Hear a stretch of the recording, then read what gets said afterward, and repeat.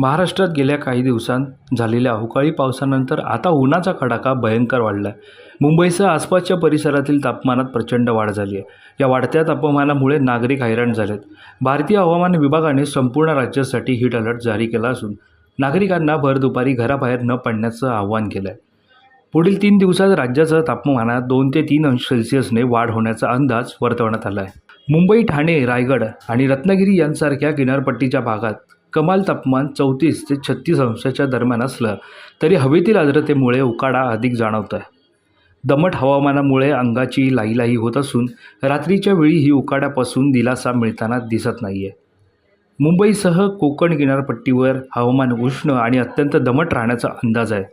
ठाणे, पालघर आणि रत्नागिरी भागातही आर्द्रतेचं प्रमाण वाढल्याने नागरिकांना घामामुळे अस्वस्थता जाणवू शकते. कामानिमित्त घराबाहेर पडणाऱ्या नागरिकांना या वाढत्या उकाड्याचा सामना करावा लागतोय.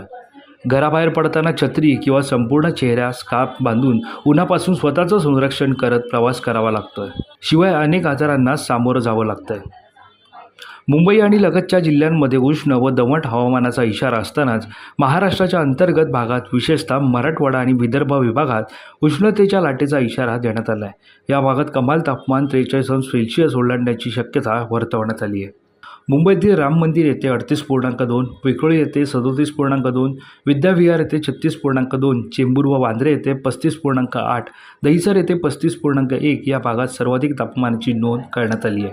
दरम्यान उष्माघाताचा त्रास टाळण्यासाठी दुपारच्या वेळी बाहेर फिरणे टाळावे, भरपूर पाणी प्यावे आणि सुती कपड्यांचा वापर करावा अशा सूचना प्रशासनाकडून देण्यात आल्या आहेत. विशेषतः लहान मुले आणि ज्येष्ठांनी काळजी घेणं आवश्यक आहे.